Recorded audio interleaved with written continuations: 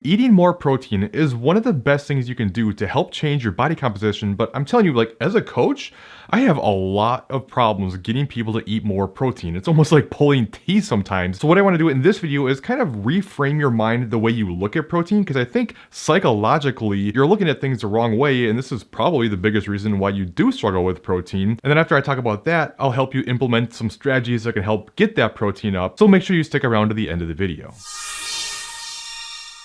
So here's what you may be doing wrong when you're looking at protein. I think you look at calories from protein as an even trade with carbs and or fat, and that's just not the case. Say you think it's just too much protein and you'd rather use your calories for something else. Well, taking away, say, 100 calories from protein doesn't necessarily mean that you can now have 100 calories of carbs and fat and get the same results. In all likelihood, you should probably just look at reducing your protein as just flat out reducing your calories. That may sound strange, especially if you think about the thermic effect of food. That is one of the big benefits of protein. Your body burns a lot of calories just processing the food you eat. It's around 20 to even up to about 30% of the calories you consume from protein is just burned up by the body, whereas fat is only about 2 to 3% and carbs somewhere around 5 to 8. But if it was just a thermic effect of food thing, you could at least make the argument, okay, if it's 100 calories and it's a 25% thermic effect of food, I still get 75 calories from something else, but it just doesn't seem to work that way. I feel like there's some sort of mechanism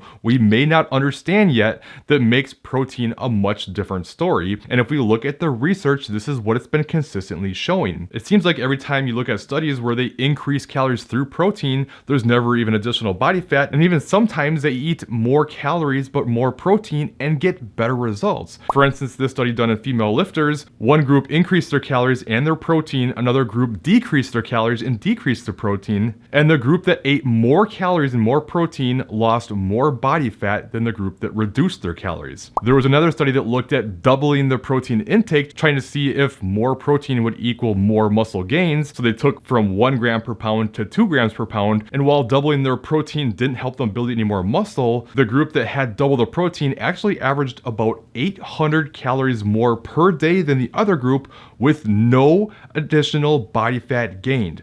800 more calories through protein and no extra body fat. And there was even a research review that looked at protein overfeedings. They looked at something like 25 different studies and basically came to the conclusion that when people ate above their normal habitual intake through protein alone, no extra body fat was gained. And I've even seen this in my clients. Sometimes they'll really be struggling to get their protein up. Finally, they're able to do so. And even with everything else the same, all of a sudden they start seeing better results because of the higher protein intake. So hey, I don't know what's going on here, but it clearly shows protein is powerful. It seems like it's almost impossible to store as body fat, and it also seems to show just because you want more calories from other types of foods doesn't mean by taking away your protein you'll get the same results. Most likely you won't. Don't think of less protein meaning more of something else, and don't look at more protein as less of something else. Just look at more protein as basically free calories, free food, so use it. And no, it's not just for bodybuilders and people who really want to build muscle. Yes, it certainly helps with that. And yes,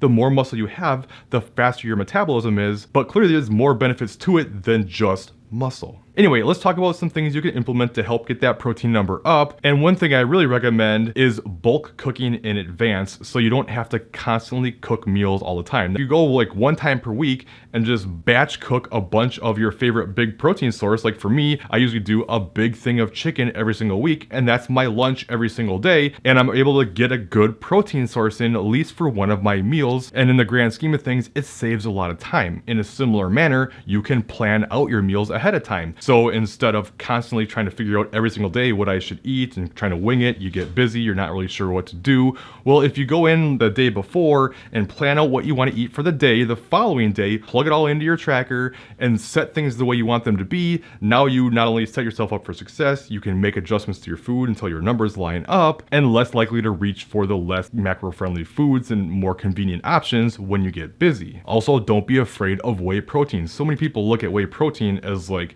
cheating or it's not real food and you shouldn't do it, I couldn't disagree more. I think whey protein is super helpful. If anything, you can make some arguments it's the highest quality of protein because it has such a high leucine content. And the problem with protein for a lot of people is there's just not a lot of options, where especially there's a lot of protein but not much other calories from things like fat. So this gives you some tasty options and something you can utilize. And while it may seem expensive, because if you buy a large tub of it up front, it's a bigger cost up front, but the actual cost per gram of protein isn't that high. It's just when you're doing something like chicken breast or egg whites or whatever else, you're not buying 60 or 70 servings at a time, right? Another thing you can do is, instead of trying to make a huge jump right up front, let's just say for instance you want to do like 120 grams of protein a day, but right now you're averaging like 50 grams a day.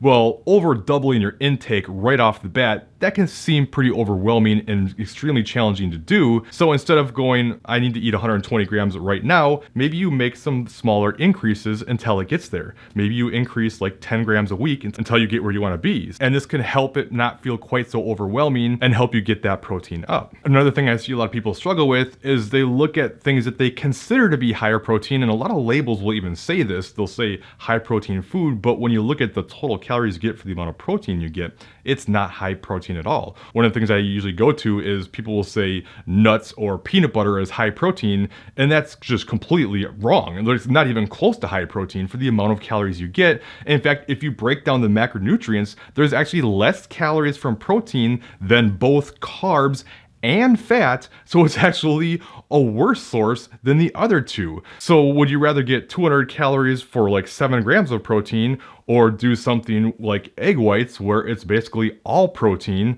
and much more filling? So it doesn't mean that you can't eat nuts and you can't include some things that are higher calories as long as you're hitting numbers. It's just, especially on a cutting phase when calories are low and you're more hungry, you're probably gonna do better eating leaner sources of protein that don't come with as many calories. So things like skinless chicken breast and turkey breast and egg whites and whey protein and seafood like shrimp and white fish and things like that. They're gonna be so much more helpful. And you can also just increase your serving sizes to help. So if you're only eating, say, maybe 3 or 4 ounces of chicken breast, maybe double that up or add a couple more ounces, just bigger serving sizes of it that will fill you up more and get your protein in. And that will certainly help you across the board. So obviously protein isn't the only thing that matters when it comes to your meal planning. And there's a lot of things to consider when it comes to diet for both muscle gain and fat loss. So what I want you to do next is check out this top video where I cover what I consider to be the perfect diet for weight loss and muscle gain. Otherwise, I think you'll like this bottom video instead, and I'll see you in that other video.